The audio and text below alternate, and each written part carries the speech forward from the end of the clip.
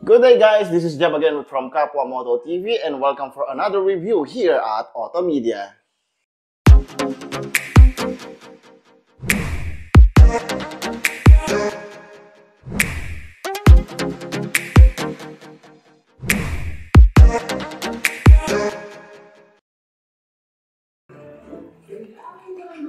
Okay, what we have here is the Iron Auto Blasters by the Guapo Car Care Solutions. So, sabi dito is best away the iron deposits and fallouts the brake dust. Safe for body paint, yes, good yon. Surface deep clean wheels.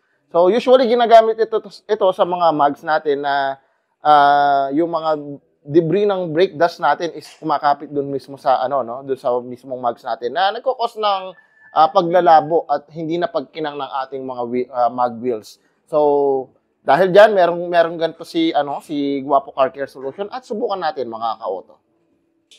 So, okay mga ka-auto, nandito tayo sa rear wheels ng ating Toyota Wigo, no? So, susubukan natin tong Iron Blasters. So, bubugahan muna natin siya. Ito pala yung itsura niya, no? Hindi pa nalilinis. Maalikabok pa nga siya. So, sprayan natin siya.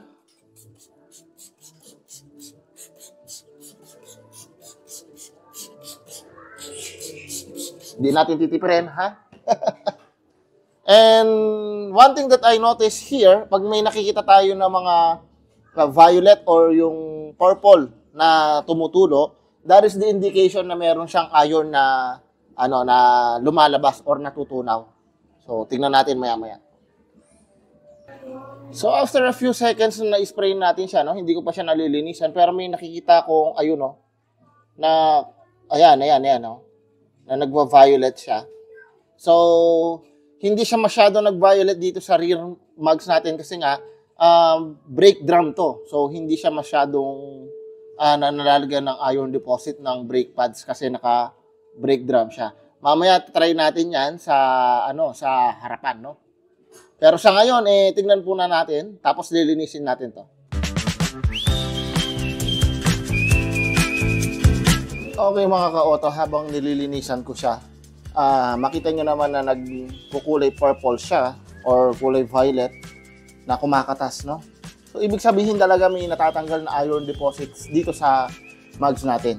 So, mamaya babanlawan natin at papakita ko naman sa inyo yung result. So, ayan, babanlawan na natin. Honestly, nabanlawan ko na siya. So, binanlawan ko lang siya ulit. Tapos, punasan natin siya ng microfiber ng Guapo. Yan. Sana may chamois din si Guapo, no? Para kompleto na. Yan. Yan. Parang nagmukhang bago, ah.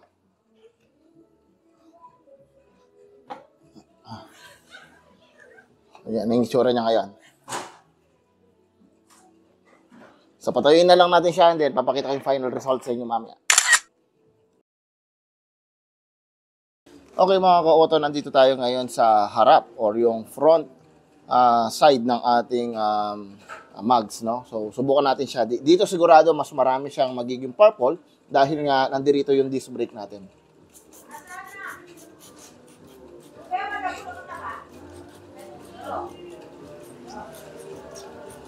Ayan, no? Makikita nyo pa lang, oh. Sa unang buga pa lang natin, talagang meron na.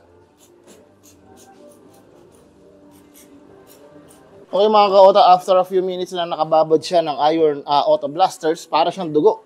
Ayan, no? Para siyang dugo na, ngayon, sasabunin na natin siya using the microfiber ng Guapo and the car shampoo ng Guapo din, syempre. Yung rotor niya, napansin ko, talagang luminis. Maganda to sa CVT ng mga automatic scooter. Kasi yung clutch bell na punong-puno ng clutch lining debris is niya, talaga nalilinis niya. Ayun, namuti, oh. Ang galing. Nagmukhang bago yung caliper ko, guys. Maganda siyang panlinis ng caliper. Itim dati itong caliper ko, eh. Siguro pag nag-brake cleaning ako, bubugahan ko yan ng iron blasters.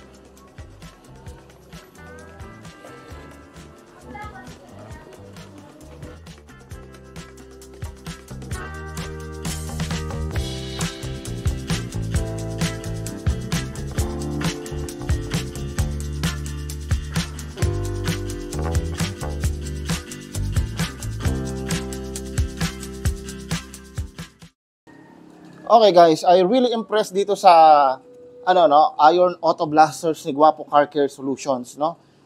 Nalinis talaga niya yung mga carbon deposits tsaka yung mga brake debris.